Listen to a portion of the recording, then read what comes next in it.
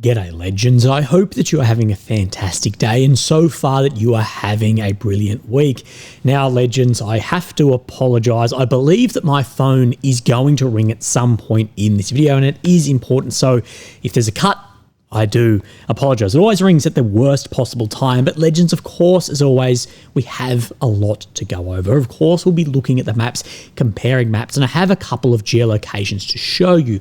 A lot of this is relevant to Ukraine's Belgorod offensive. Now, it is interesting that Deep State Map, they're showing absolutely none of this, although we've had multiple geolocations pop up over the past week and a lot of other maps and Russian maps or neutral maps showing successful advances in there.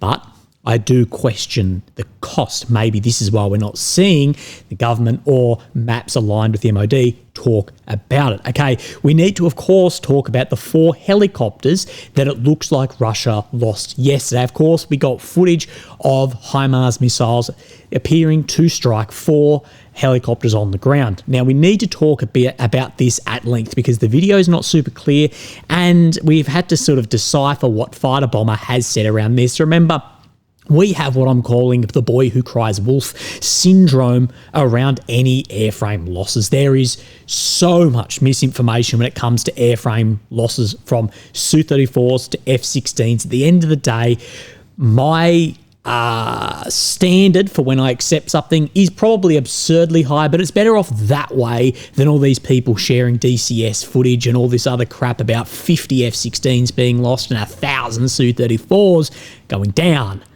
Anyway, we will talk about the ceasefire meeting between Russia and the US, and then I want to talk about peace diplomacy between Russia and the US and maybe where Ukraine is sitting in that and who at this point in time is actually doing a better job to cater to what the US's goal is to end the war and of course then rebuild economy. So there's a lot in that. And where we're actually going to start is not particularly on that, but I think this will set us up well for the rest of the video. Now, of course, there was a very controversial interview between Steve Witkoff, who is the special envoy to the Middle East, also has a lot to do with Russia negotiations. Of course, Trump has then appointed him, speaking with Tucker Carlson on his already controversial podcast. And this has stirred up quite a fuss. Now, you've already likely seen all the very juicy bits that are clipped and put out there. And if you'd like me to talk about it more, I guess that I can, although it's not really that relevant anymore. But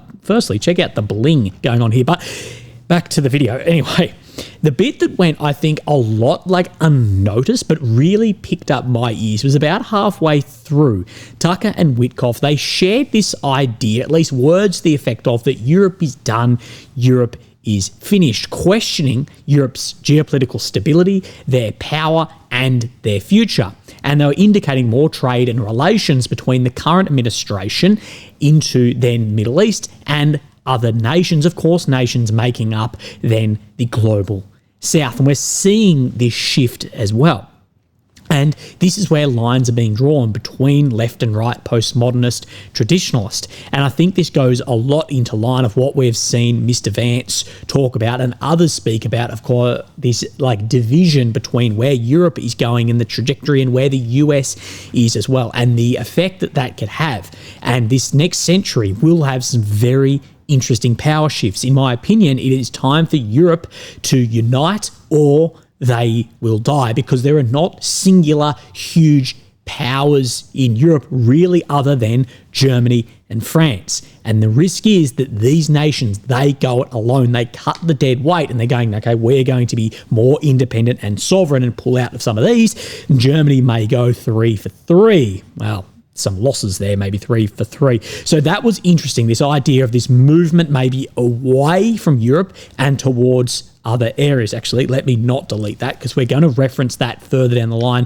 to do with Russia and American diplomacy. So maybe let's look at the maps straight off the bat and then we'll talk about those choppers. Okay, so here is Ukraine in the center of your screen, the capital of Kyiv. The red areas occupied since 22, the purple since 2014. Now, we'll turn this on, of course. You will see red check on this map. There's no blue check today. The red check indicating Russian advances. But where I want to first come is I want to duck down here onto the northeastern side, and we, of course, have Belgorod Oblast. You can see where the border then is into Sumy. And what we are looking for is Turia and this Demidovka. And this is where Ukraine has crossed into Russia. Now, this has been for the best part of a week, but completely ignored by these maps. I think a lot of this could be to do with public backlash being how Kursk has gone in the long term.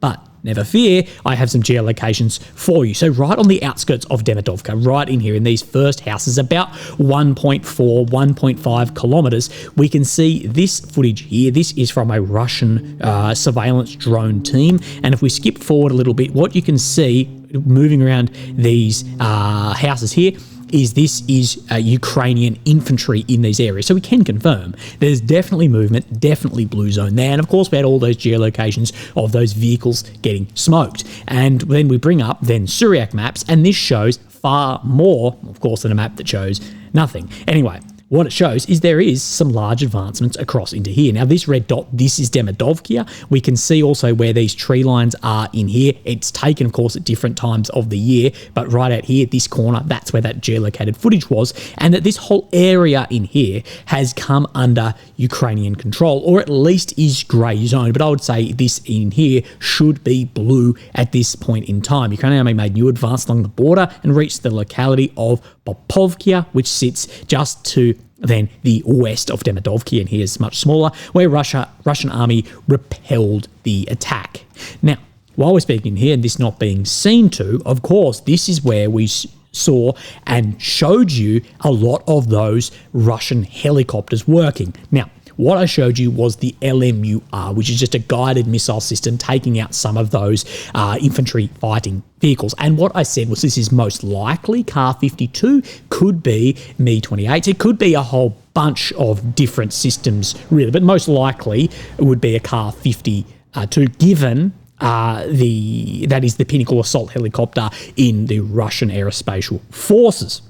And I have said one of the things that we'll see is when we see more use of an item, we will see losses of the said items. Now, in here, we have got footage from the Ukrainian Special Forces and the GUR, so the Military Intelligence Forces, claiming that this is then 4 helicopters in total, 2 Kar-52 and 2 Mi-28. A Mi-28 is more of a transport variant chopper. Now, one thing I will say is this footage is very, very low quality, which typically we see much higher quality footage come out of than the Ukrainian forces due to the informational benefit of that, due to where the centre of gravities are for maintaining the war military aid. So this is claiming that these are Mi-8s. These are claiming these are Kar-52s. From this footage, from this, I cannot confirm that. There are things on the ground here.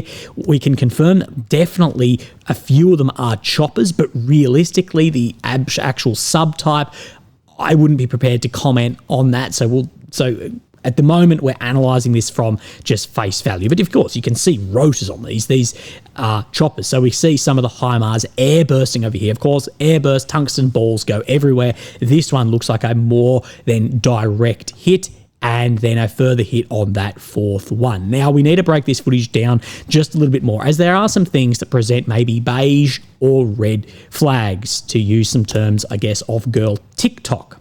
Right, so fighter bomber Hay has been cryptic, as he always is. And this is what he said. Just for now, you see, we're celebrating no black and white photos, humour, jokes, war. Of course, fighter bomber is known for sharing a black and white photo of a chopper when it goes down, or a plane when it goes down.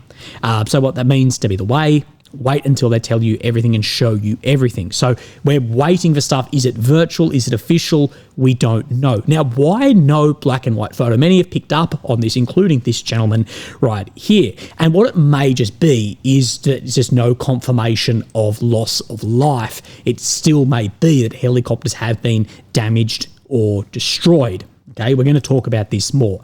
Now, putting this then into ChatGPT 6 to get maybe a better idea of what actually is meant by this. Could be teasingly asking, was it really a helicopter destroyed or a virtual rumour, playing into that idea that this was some sort of computer-generated stuff. Okay, stay with me.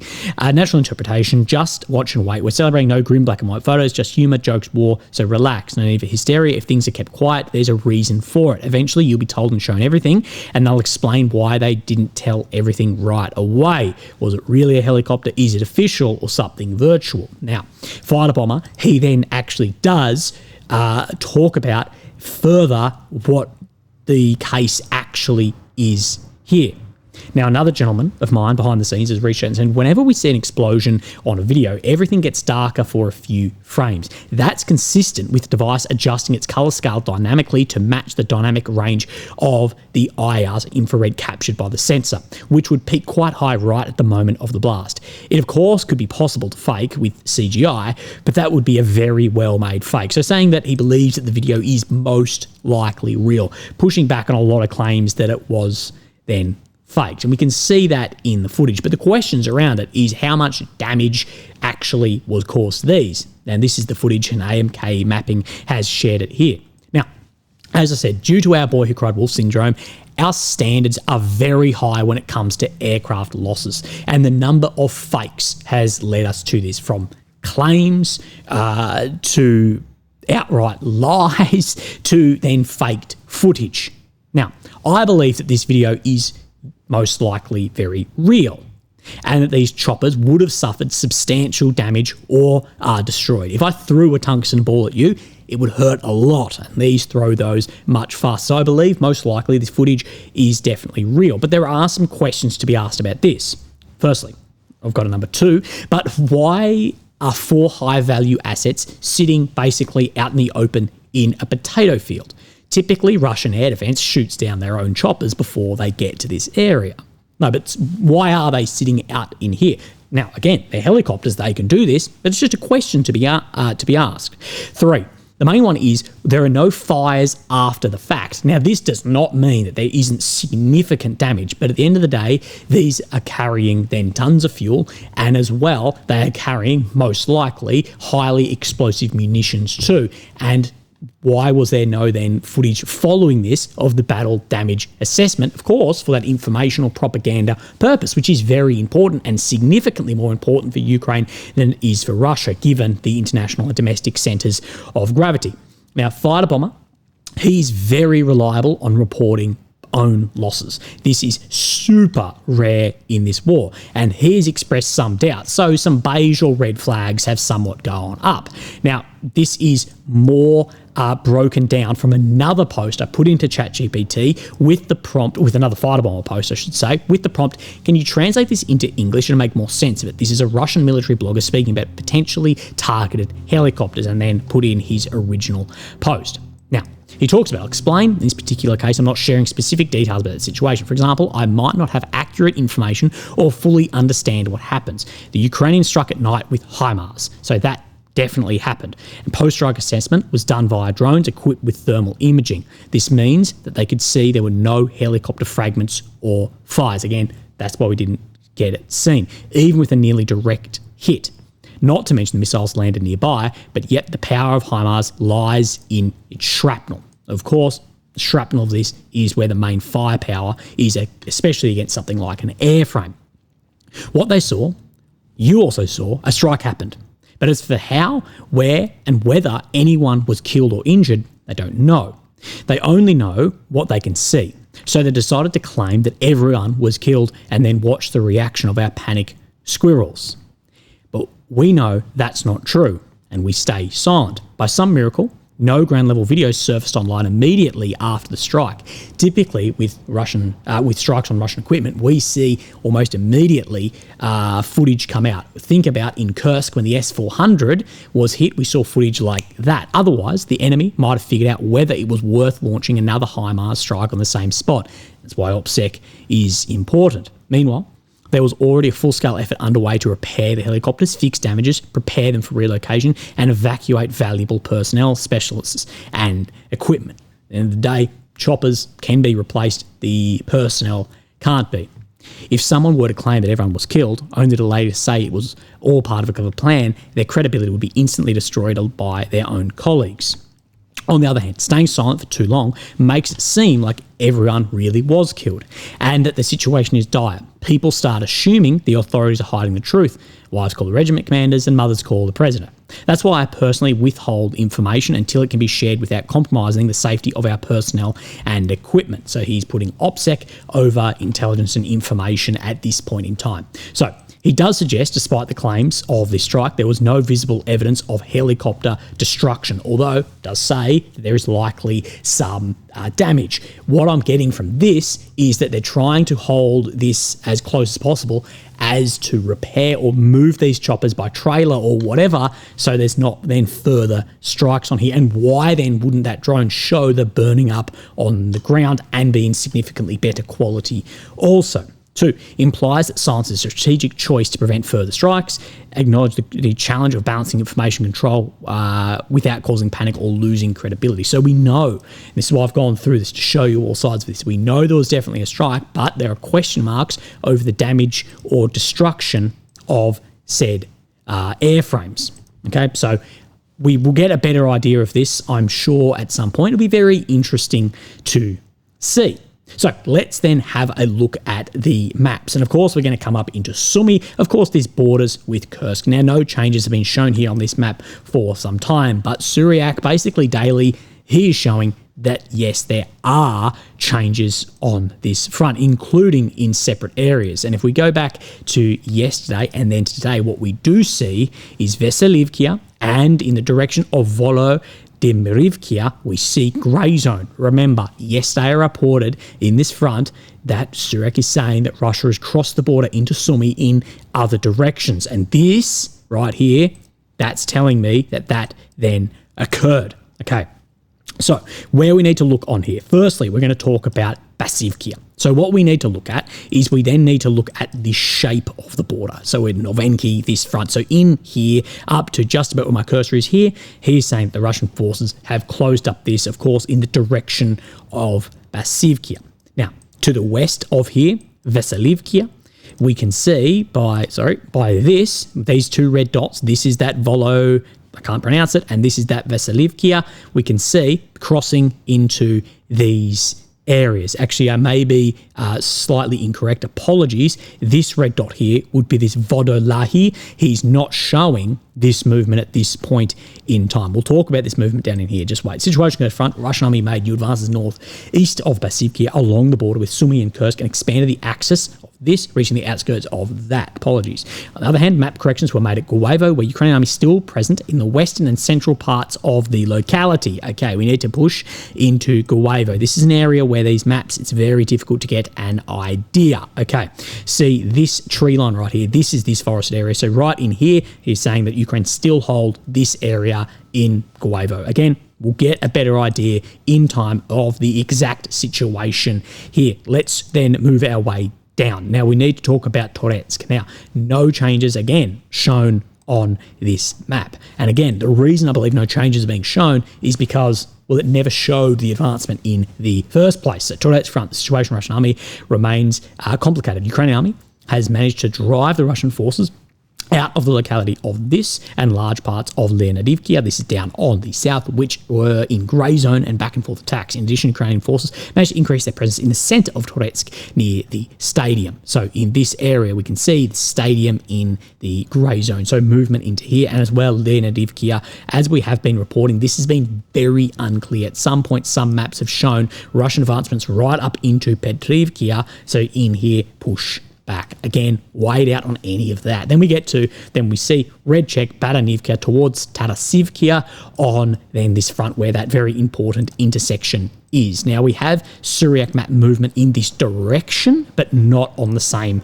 axes. So we're looking for Alexandropil. We see then this is this area down in here. We can see Sukha Balka in here, and movement a week ago, Russian army resumed its attack north of here, and practically take Alexandropil. So just in this front down in here. So Pokrovsk, we need to continue on here. We look for Pishani, and we can see this map in here. We zoom in and we see on two axes towards Solone. We reported this yesterday, Ukrainian advancement and Russian advancement back just to the east of Pishane in here, relatively very small movements. Okay, let's move our way down to what we would refer to as the Kurko front, Rozliv. Now, we see movement in here. Personally, I don't believe that this is new movement at all, given where other maps have shown this. Okay, so Deep State showing Russian advancement only on this map, ignoring Belgorod, I believe, most likely for informational reasons. Okay, remember that slide about Steve Witkoff? Now's the time to keep that in mind. Of course, what we saw yesterday, or time zone wherever you are, is that there was Russian and US officials had 12-hour-long talks in Saudi Arabia and focusing on a proposal for a ceasefire. Now, we have a couple of summaries here. Realistically, we actually don't have anything yet because we're going to get a joint statement today or tomorrow. We'll present that as it comes. But a positive announcement has been expected from the White House, and Russia says its mood after Radia is good. And there is skepticism in Europe over Putin's desire to compromise. No shit. And we can look down and talk about this. Of course, the information we have right now isn't that much. A Russian source told Reuters that the talks concluded late Monday and a draft joint statement had been sent to Moscow and Washington for approval. Kremlin spokesman Dmitry Peskov said earlier that no documents would be signed. Earlier on Monday, Trump listed other issues that were on the table about territory, lines of demarcation, power, and power plant ownership. A lot of that's going to be focused on the ZNPP. Russia rejected a proposal last week for the 30-day ceasefire that Ukraine agreed only then to the conditions of energy and infrastructure attacks. Again, that proposal last week, I believe that was more of an informational ploy to sort of undermine and say, look, they're not willing to negotiate, because what was presented, Russia in this point was never going to then agree to that. But let's talk about diplomacy a little bit further. Now, this article, New York Times, was titled, "For Russia, Trump has a lot to offer, even without a Ukraine deal." Subheading was, Moscow sees economic and geopolitical benefits in humouring President Trump's push for a ceasefire in Ukraine, but the Kremlin's war aims haven't shifted. Yesterday, a Russian diplomat told the Moscow Times, time is currently on our side and we'll try to make the most of it. That is in line with the video that I presented yesterday, that time is now in Russia's favour, although everyone denied that for so long. Okay, whatever. No one will admit that they were incorrect, and they will make the most of that. Now, we talk about this, that Trump has a lot to offer even without a Ukraine deal.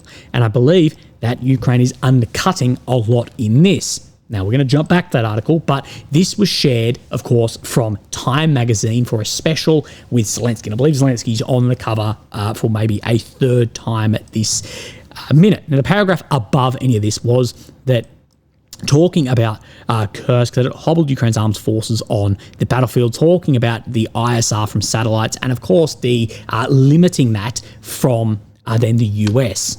As a result, Ukraine had less time to warn civilians and military personnel about approaching airstrikes. The impact was most acute in the Russian region of Kursk. So trying to blame that the reason for this was then the reason for the Kursk loss was due to the lack of American ISR. Zelensky declined to pin the blame on the Trump administration, saying it's not connected. Don't get me wrong, the state of morale always depends on whether your partners are standing beside you, but I wouldn't say the freeze influenced the operation in Kursk, and I agree with Zelensky here. The Kursk operation was not due to a limit in American ISR. The Kursk operation and the success of the Russian forces here was due to their huge risk on their tunnel operation, getting in behind the lines, getting in behind the Ukrainian rear guard, that rear guard then panicking because the Russians have just popped out of nowhere and have withdrawn. Now, I don't blame them at all. You wake up and there's shit everywhere 15 kilometres from where it's meant to be. I understand that. It's also to do with the general ignored events of Kursk, with logistics being tactically cut. Now, it's not impossible, but geolocated footage shows the truth that came in and out of Kursk. So the logistics, it's not impossible to get in and out, but the geolocated footage doesn't lie of how that road in and out of Kursk actually looks. So you can't pin that on then the US solely, although many will. And what I'll say is the next part in this will go down like a lead balloon with the Trump administration, with already frictions between Ukraine and Russia. And we're going to talk about ways of diplomacy and why I believe it is failing. What bothered Zelensky about Trump's role in that operation had less to do with intelligence sharing than with Russian disinformation. In the middle of the battle, Trump held a call with Putin and told the US president that thousands of Ukrainian troops in Kursk had been surrounded by Russian forces. Zelensky said that that was a lie, but Trump continued to amplify it. Again, this is 50-50. Physically surrounded? No. Tactically surrounded? Absolutely at points. You had Russian forces popping up, as well as the drones, the artillery, and the direct fire on those roads, making it very difficult, not impossible, to pull in and out. But tactically and strategically surrounded, I would say yes, for some time, given the danger moving in and out of that locality in Kursk. For Zelensky, it looked like part of a pattern.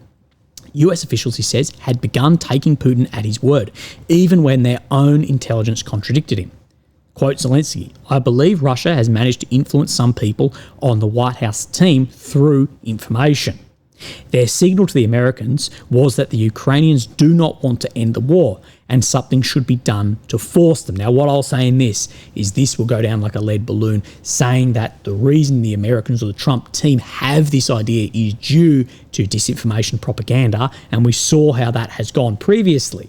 So we may see a real rift starting to grow again, and I guarantee JD Vance is reading this. Maybe he's watching the video. Now, what about this last part? That their signal to the Americans was that Ukrainians don't want to end the war. Now, Ukraine do signal that they want end to the war, but that signal has an asterisk. It's an end to the war on their terms, of which Ukraine is currently not in a position of power. And anyone who says that, or would say, well, maybe they are, is, well, Ukraine and its partners continuously say we need to put Ukraine in a position of power. By saying that we need to put them in a position of power, therefore means that they are currently not in a position of power. So, being not in a position of power, therefore, they do not dictate the terms. Therefore, do not wish to end the war in its current state. Okay? So, Ukraine, yeah, they may signal they want to end the war, but if it's on their terms from a position of power, they're not in a position of power. Therefore, at this point in time, would not be on their terms. Therefore, Ukraine is not willing to negotiate from their current position. Okay? So, there's a bit of backwards way we need to look at that to get a realistic view of what it is. Okay, back to then this article about dragging feet and why time can help. President Trump says he's focused on stopping the death march in Ukraine as soon as possible. But for Putin, ceasefire talks with Mr. Trump are a means to a much broader ends. While Ukraine says it's ready for a full truce, Mr. Putin has made it clear that he will seek a wide range of concessions first, or take into account the situation on the battlefield. The upshot, the Kremlin appears determined to squeeze as many benefits as possible from Mr. Trump's desire for a Ukraine peace deal, even as it slow walks the negotiations. Viewed from Moscow, with better ties with Washington, are an economic and geopolitical boon. Of course, they want that business there as well, and further relationships. Remember, this was in my 2025 predictions that we would see relationships with the US and Russia build. And the Russians are seeing this irregardless of what happens in Ukraine. Interviews last week with senior Russian foreign policy figures at a security conference in New Delhi suggest the Kremlin saw negotiations over Ukraine and the US-Russian ties as running on two separate tracks. So these are different things. Putin continues to seek far-reaching victory in Ukraine, but is humouring Mr. Trump's ceasefire push to seize the benefits of a thaw with Washington. So what you do is you humour it, you make it look like you are keen for this, to drag that out. And the perfect one for Putin at this time, this is given to Russia as an informational propaganda thing to drag this out, is the law that is illegal to negotiate. So Putin can just go to Trump, I'm willing to negotiate, but there's a law in place. Therefore, Trump will go, yeah, well, actually, it's Ukraine who is dragging this, as well as then upholding democracy with elections too. Remember, these informations can be used for military strategic gain. This gentleman here, a deputy chairman of Foreign Affairs Committee of the lower house of the Russian parliament, said that Trump and Putin were developing a bilateral agenda that was not connected to Ukraine. Again, this is the danger, is that the US and Russia, they just move on things. Like that gentleman said, that if you're not at the table, you're on the menu. Now, Gentleman again said Ukraine is running its course. But I think for Putin, relations with America are more important than the question of Ukraine specifically. Now, this may open opportunities because that is very important for Putin. You may be able to get Russia to make concessions. Engaging with Trump, Moscow's thinking seems to go, could unlock an economic benefits as basic as spare parts for Russia's Boeing jets and geopolitical gains as broad as reduction in NATO's presence in Europe.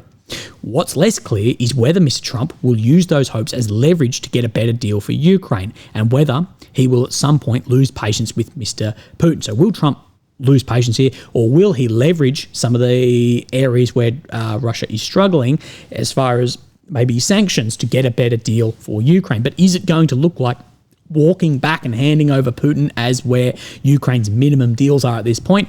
No. Alexander A. Duncan, a international affairs specialist who advises the Russian Foreign Ministry, he said Trump likes quick deals. If he sees that there are big difficulties, he may be disappointed and cast this problem aside and move on with other things. That is then the danger. Mr. Putin has shown no sign of budging from his far-reaching goals, a guarantee that Ukraine will never join NATO and a rollback of the alliance and other bits and pieces. But let's go number one, that Ukraine never joining NATO and taking then the 4 oblasts. Which is closer if you were to put it on just a linear line of where Ukraine's goals are and where Russians' goals are? So Ukraine's goals very stated, Russians not as stated. So for Russia, let's taking then the 4 oblasts in Crimea and not joining NATO.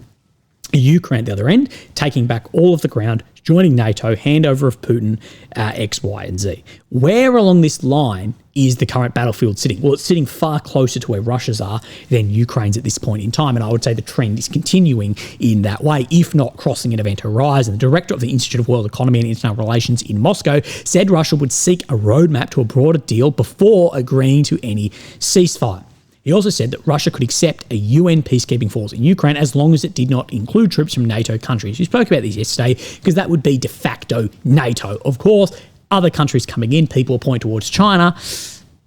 Hold your horses there. I think a large Chinese presence in the middle of Europe might be worse than just the Russian presence already for overall stability in those areas. I would hold my fucking horses if I were there. For Russia, long-term perspective is more valuable than a tactical ceasefire.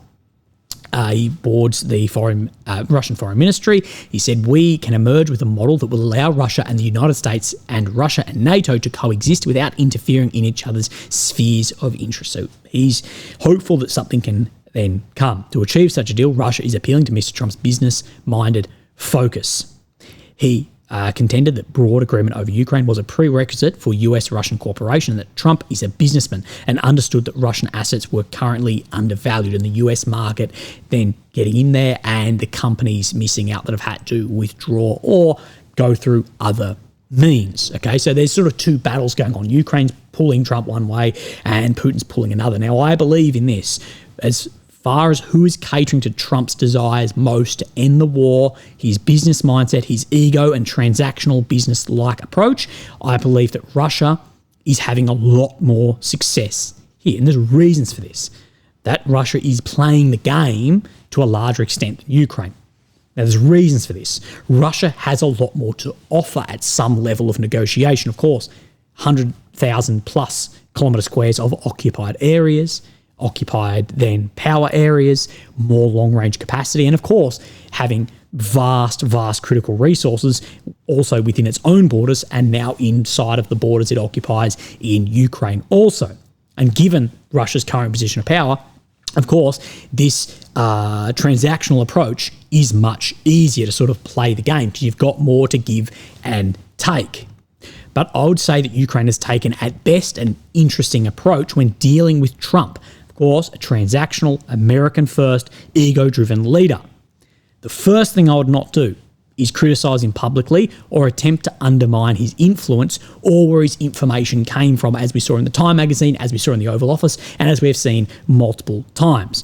One thing with Trump, it worked brilliantly on Biden, it works brilliantly on Macron, it works brilliantly on then Kaja and Ursula von der Leyen, all of those, is Ukraine's guilt-style politics. This overall guilt will not work on Trump. It may have worked there. It's not going to work on Trump. Trump does not feel 1 ounce of guilt towards this war. If anything is the opposite, he feels like there should be guilt for the what he would say $300 billion, and that this war would have never happened with him. So that style of politics is not going to work. We've said at length, and we shared from someone, I can't say who, there's sort of two trackings here, that Russia does threat style politics, saber rattling style, and Ukraine does guilt style, and that style may work with the postmodernist subjective European leaders. It's not going to work with someone like Trump due to these reasons, and I think is a cancer. If you try and go down that path with him, you'll end up with Oval Office Mark II.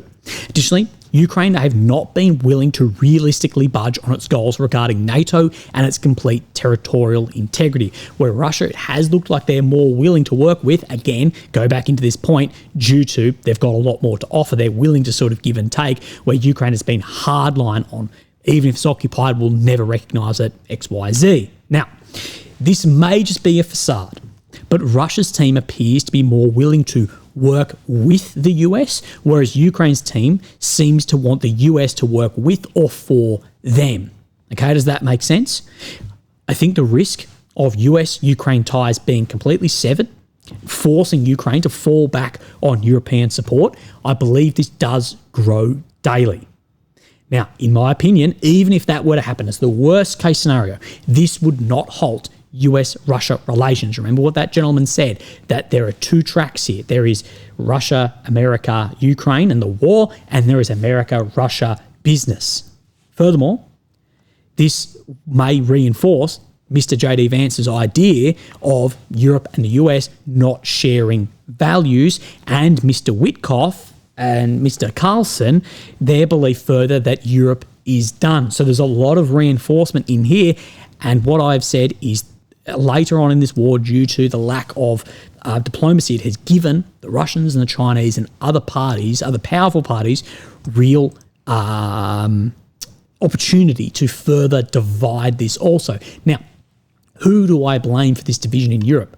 It's 1% Russia and 99% Europe. At the moment, have you ever seen that meme where someone puts the stick in the spokes of their bikes and falls off? That is Europe with Putin. It could be milk falls off a shelf and has gone sour on the floor, and that is Putin's fault. Or something blows up at Heathrow due to climate goals, and that is Putin's fault. And there's even people in Australia suggesting that our high energy prices are Putin's fault. Now, what does Putin have to do with Australia's energy? Fuck knows. But I believe this idea that Trump and Vance are seeing through goes further into sharing values in Europe, all of this as well, and where Trump may be saying, look, there's other markets to tap into due to his transactional, American first, ego-driven ideas. And I believe at the moment, the Russians are playing the game with Trump a lot more than the Ukrainians are. Now, there's a reason for that, because playing the game at this point benefits Russia a lot more than it does Ukraine. But Trump wants an end to this war. And he either wants an end to this war or America out of this war. And America out of this war is catastrophic, and an end to this war at the moment is not sitting pretty for Europe's rhetoric and Ukraine's goals. Okay, we'll see. Legends, you have a fantastic day. You can get the phone call. Look after yourself, and I'll speak to you tomorrow. Thank you. Bye-bye.